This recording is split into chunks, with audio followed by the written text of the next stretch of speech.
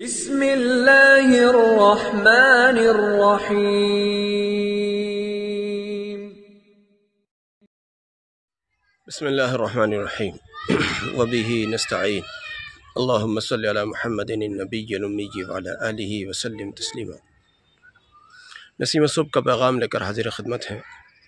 کل جو بات کی گئی تھی کچھ باتیں اس میں بیعت و ارشاد وغیرہ کے متعلق تھی، پھر سوال کیا گیا کہ بیعت کرنے کا صحیح طریقہ کیا ہے وغیرہ وغیرہ۔ بیعت کے متعلق بڑی ایک مزے کی بات بتاؤں، لوگ کسی بزرگ کو دیکھتے ہیں، کسی عالم کو دیکھتے ہیں جس کے متعلق ان کو اچھی عقیدت ہوتی ہے، اس ٹائپ سے بہرحال جس کو وہ سمجھتے ہیں ان کو دیکھا اور بس پہلی بار میں ہی جا کے بس ہاتھ بڑھا دیا اور لاؤ جی بیعت کر لو میرے کو بھی۔ یہ طریقہ درست طریقہ نہیں ہے۔ پہلی ملاقات میں بیعت نہیں کرنی چاہیے، ذرا ایک دو بار دیکھو۔ ہمارے مشائخ کو تو ہم نے دیکھا ہے کہ حضرت مفتی مظفر حسین صاحب رحمۃ اللہ علیہ، حضرت مولانا اطہر صاحب رحمۃ اللہ علیہ، ان حضرات کو ہم نے دیکھا ہے کہ اتنی دور سے ہم جاتے تھے اور بائی دی وے اگر کسی ایسے شخص کو لے کر گئے ہیں جو بیعت کی خواہش رکھتا ہے تو اس کو پہلی ملاقات میں بیعت نہیں فرماتے تھے۔ یہ شرف مجھے حاصل ہوا الحمدللہ کہ مجھے، چونکہ میں حضرت سے مانوس تھا پہلے سے، تو حضرت نے مجھے تو پہلی بار میں ہی بیعت فرما لیا تھا۔ یہ ان کی نوازش تھی، ان کا احسان تھا۔ لیکن میرے ساتھ دو لوگ گئے، میں نے کہا حضرت یہ بیعت ہونا چاہتے ہیں۔ حضرت نے فرمایا ان کو قصد السبیل پڑھواؤ۔ قصد السبیل، یہ قصد السبیل ایک رسالہ ہے جو حضرت تھانوی رحمۃ اللہ علیہ نے لکھا ہے، اور ایک اصلاحی نصاب کر کے ایک کتاب آتی ہے، اس کے اندر ایک چھوٹا سا رسالہ ہے قصد السبیل۔ الگ سے بھی آتا ہے رسالہ، یہ اگر آپ کو مل جائے، مختصر سا رسالہ ہے۔ اس میں شیخ کیسا ہونا چاہیے، سالک کیسا ہونا چاہیے، کیسے بزرگ سے بیعت کی جائے، فلاں فلاں فلاں، وہ ساری تفصیلات اس میں۔ رسالہ مختصر مگر باتیں بڑی کارگر ہیں۔ اردو تھوڑی سی ٹائٹ ہے، اگر سمجھ میں نہ آئے تو اپنے مقامی علماء سے رجوع کیا جائے۔ بہرحال ایک بات تو یہ ہے کہ پہلی ملاقات میں بیعت نہ کی جائے، یہ ایک اچھا مشورہ ہے۔ یہ الگ بات رہی کہ آپ پہلے سے جانتے تھے ان کے معاملات کو، پہلے سے آپ واقف تھے، بس آپ کی ملاقات نہیں ہوئی تھی، چلو اس میں کہیں نہ کہیں سوچا جا سکتا ہے، ایک بات۔ دوسری بات یہ ہے کہ آج کل اصل میں شہرتوں کا دور ہے۔ لوگ دیکھتے ہیں ان کا تو بڑا نام ہے، ان کے تو بڑے فالوورز ہیں، ان کے تو بڑے چاہنے والے ہیں، ان کے تو بڑے مریدین کا حلقہ ہے، ان کے پاس تو ہر وقت بھیڑ لگی رہتی ہے، تو یہ تو بہت بڑے آدمی ہیں، لہذا میں بھی ان سے بیعت کروں گا، ایسا سمجھا جاتا ہے۔ میں آپ کو بتاؤں ان کا اپنا مقام کیا ہے، یہ ایک الگ مسئلہ رہا۔ میرے کو کسی کے مقام آنکنے یا کسی کے مقام پر ذکر کرنے کا کوئی شوق نہیں ہے۔ کسی کا کیا مقام ہے، اہل اللہ ہیں بھائی، پتہ نہیں کیا مقام لیے بیٹھے ہیں، لیکن میں آپ کو مشورہ دیتا ہوں کسی ایسے بزرگ سے بیعت کریں جو جہاں ایک طرف یہ کہ وہ کامل تو ہوں ہی لیکن آپ کی رسائی میں بھی ہوں۔ آپ خط لکھیں، جواب مل جائے، آپ جانا چاہیں تو آپ جا سکیں بغیر سوچے۔ یہ نہیں کہ جی وہ ایک مہینہ ہو گیا ہے میرے کو پلان کرتے کرتے، ایک مہینے سے سوچ رہا ہوں حضرت کے یہاں جاؤں گا، اور پتہ چلا ایک مہینے کی پلاننگ وہ 1 منٹ میں ختم ہو گئی، 1 مہینہ سوچتے ہی سوچتے ہو گیا۔ اگر شیخ آپ کی رسائی میں ہوتے تو 1 مہینے میں تو آپ 4 بار بھی جا سکتے تھے، لیکن اتنی دور کسی شیخ سے بیعت کرتے ہیں جہاں سوچتے ہی سوچتے بڑا وقت گزر جاتا ہے، پھر پتہ چلا جی میں سال میں 1 بار جاتا ہوں، کیسے اصلاح ہوگی؟ ایک اور فیشن ہے، آن لائن بیعت کرتے ہیں۔ نہ شیخ آپ کو پوری زندگی جانتے ہیں، نہ آپ شیخ کو پوری زندگی جانتے ہیں۔ یا تو کوئی ایسا با کمال کوئی شیخ ہو جو آن لائن مریدین کو بھی کور کر لے۔ اب ایسی توجہ تو کچھ خال ہی کچھ لوگوں کو ملتی ہے، ایسی توجہ والے تو بہت ہی کم لوگ ہوتے ہیں۔ اب اس میں بہرحال کل ملا کے چلیے ٹھیک ہے، یہ سب اس دور کی چیزیں ہیں، لیکن ہمارا مشورہ یہ ہے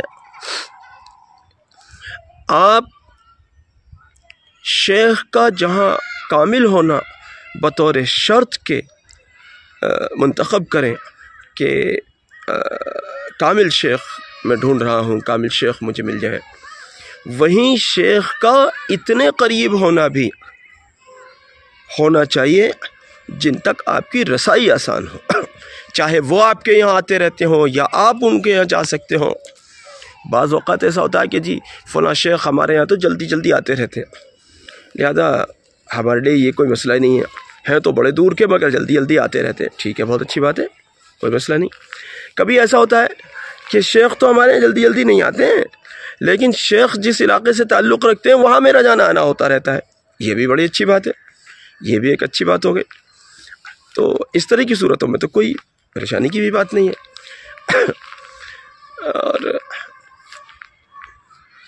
شیخ کی صرف ہمیں لوگ آ کے کہتے ہیں میں فلاں بہت بڑے شیخ سے بیعت ہوں، فلاں کوئی ایسا نام بتائیں گے آ کے کہ جن کو ہم کہیں گے یار ان سے تو ہماری بھی ملاقات نہیں ہوئی کبھی، ہے نا، اب کہ جی میں ان سے بیعت ہوں اتنی بڑی ہستی سے، اچھا بہت اچھی بات، بہت بڑی ہستی سے آپ بیعت ہیں، بھیا ہستی سے کبھی ملاقات بھی ہوئی ہے کہ ملاقات تو ہوئی نہیں، پھر کیا آپ مجھے بتانا ذرا، نہ ملاقات ہوتی ہے، نہ آپ کے خط کا یا آپ کے واٹس اپ کا یا آپ کے میسیج کا کوئی جواب مل پاتا ہے، نہ آپ کی کال ریسیو ہو سکتی ہے، نہ آپ اپنی ان سے کہہ سکتے ہیں، نہ وہ آپ کی رہنمائی کر سکتے ہیں، تو بیعت کوئی رسم تو ہے نہیں کہ جی رسم نبھا لی۔ مجھے تو میرے شیخ رحمۃ اللہ علیہ اصل میں میرے اوپر میرا لڑک پن تھا، مجھے مستقل یہ بات کہی جاتی تھی، میرے دل میں یہ بات، دو باتیں ہوتی تھیں میرے ذہن میں، ایک تو جب میرے سے کوئی پوچھتا تھا کس سے بیعت ہو تو میں کہتا تھا فلاں، ہمارے شیخ بہت بڑی ہستی تھے، سب علماء سے پوچھے، علماء سب جانتے ہیں، حضرت مفتی مظفر حسین صاحب رحمۃ اللہ علیہ بہت بڑے آدمی تھے، علماء اس بات کو واقف ہیں، مجھے تعریف کرنے کی ضرورت ہی نہیں ہے کیونکہ سورج کی تعریف کرنے کی ضرورت ہی کوئی نہیں ہوتی، کسی بھی عالم سے پوچھیے ان کا مقام کیا تھا وہ آپ کو بتائیں گے۔ تو میرے ذہن میں ہوتا تھا کہ میں بہت بڑے شیخ سے بیعت ہوں، کوئی میرے سے پوچھتا تھا تو میں بطور فخر بڑے فخر کے ساتھ بتاتا تھا کہ میں حضرت مفتی صاحب رحمۃ اللہ علیہ سے بیعت ہوں۔ تو جب میں وہ جاتا تھا تو مجھ سے تقریباً ہر بار یہ بات کہی جاتی تھی یہ کوئی کمال نہیں ہے کہ میں اتنے بڑے شیخ سے بیعت ہوں۔ ان حضرات کا کشف تھا یہ، وہ جانتے، جو جان لیتے تھے، پہچان لیتے تھے۔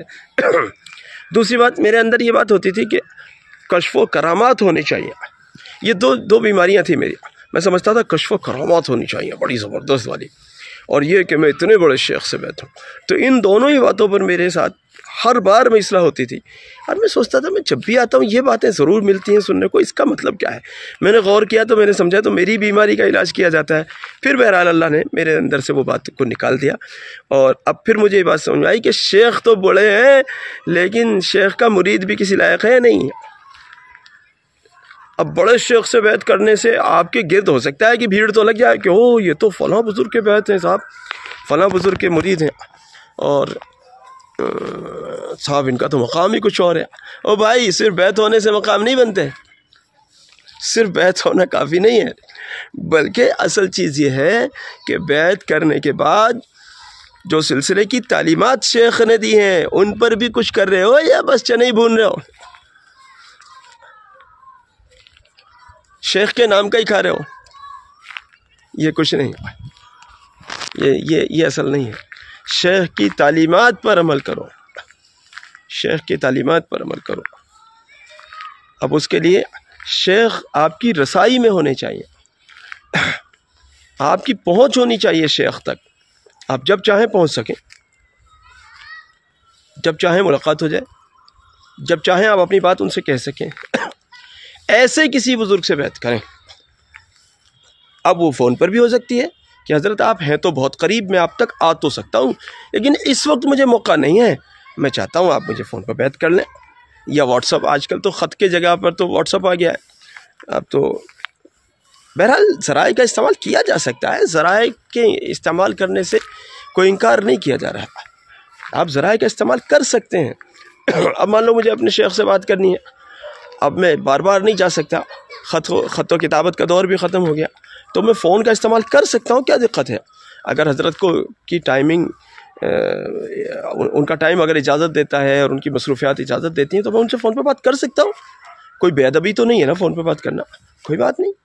لیکن جو نگاہوں سے ملے گا، ان کی مجلس میں بیٹھ کر جب وہ نگاہوں سے پلائیں گے، وہ میں کچھ اور ہی ہوگی، وہ نشہ کچھ اور ہی ہوگا، وہ نشہ فون پر نہیں ملتا، اس نشے کا لطف فون پر نہیں ملتا۔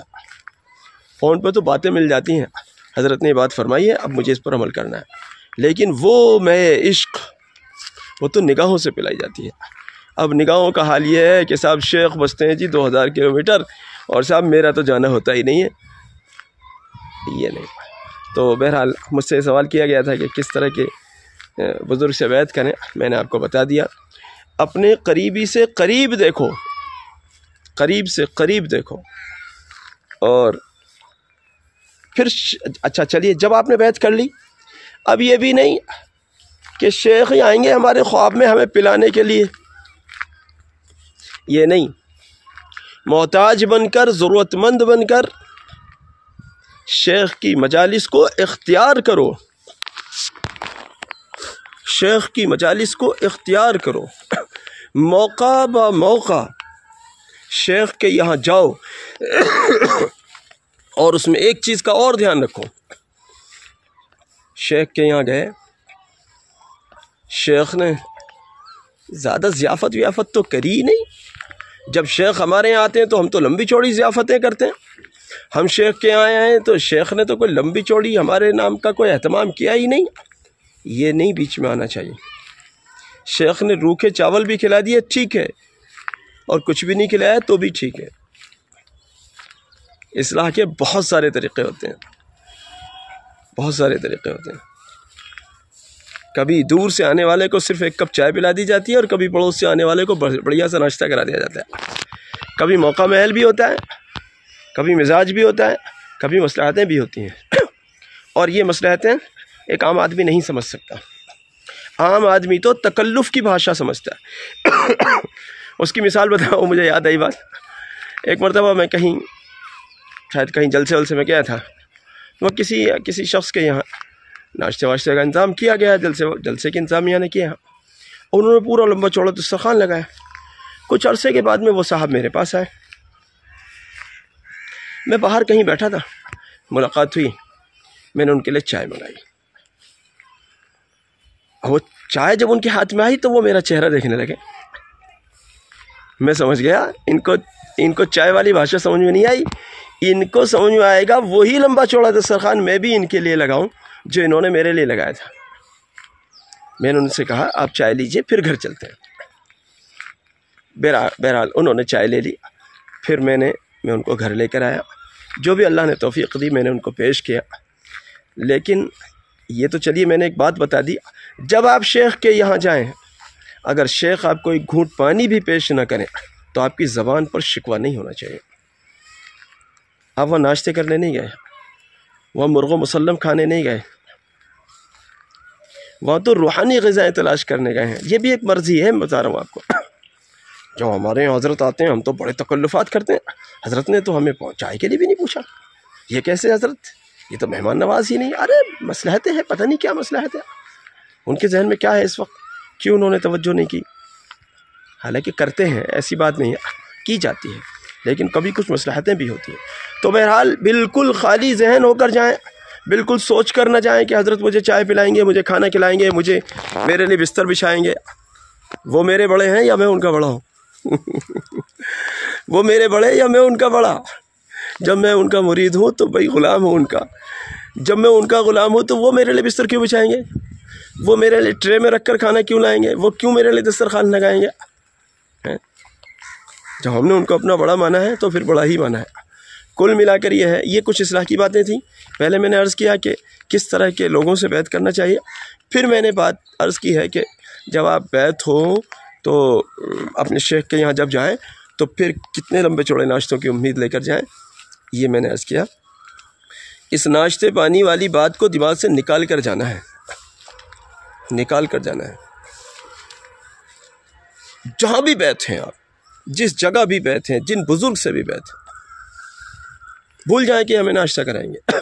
ان کا ناشتہ یہ ہے کہ وہ ہمیں روحانی ڈوز دے دیں، جس روحانی ڈوز کو ہم لینے آئے ہیں، اور اس روحانی ڈوز کے لیے، اس روحانی خوراک کے لیے یہ بھی ضروری نہیں ہے کہ وہ لمبی چوڑی نصیحت ہمیں کریں گے۔ کچھ بزرگ ایسے ہوتے ہیں وہ خاموشی سے پلا دیتے ہیں اور ہمیں پتہ بھی نہیں چلتا، وہ خاموشی سے ہمیں روحانیت پلا دیتے ہیں اور ہمیں پتہ بھی نہیں چلتا۔ ایسا ہوتا ہے کبھی۔ سب طرح کی شخصیات ہیں، کسی پر بولنے کا غلبہ ہے تو کسی پر خاموشی کا غلبہ ہے، الگ الگ بزرگوں کا الگ الگ معاملہ ہے۔ چلیے خیر، بہرحال بہت ساری باتیں ہو گئیں اس ٹاپک پر، آپ استفادہ کریں ان باتوں سے۔ یہ ایسا عنوان ہے کہ بہت طویل عنوان ہے، اصل میں اس مختصر سی کلپ میں اس کو ختم نہیں کیا جا سکتا تھا۔ قصد السبیل پڑھیے، اگر مل جائے قصد السبیل پڑھیے، ہو سکتا ہے سرچ کریں آپ تو شاید مل جائے۔ تو قصد السبیل اردو میں ہے، ویسے تو کسی اور زبان میں اس کا ترجمہ ہوا ہے نہیں ہوا وہ مجھے نہیں معلوم، میں نے تو اس کو اردو میں ہی دیکھا ہے جب بھی دیکھا ہے۔ تو اس کو پڑھیں گے آپ کا ذہن کھل جائے گا انشاءاللہ، کیسے بزرگ سے بیعت کریں، مرید کیسا ہو، شیخ کیسے ہوں، فلاں فلاں فلاں، اتنی ساری باتیں آپ کو مل جائیں گی انشاءاللہ۔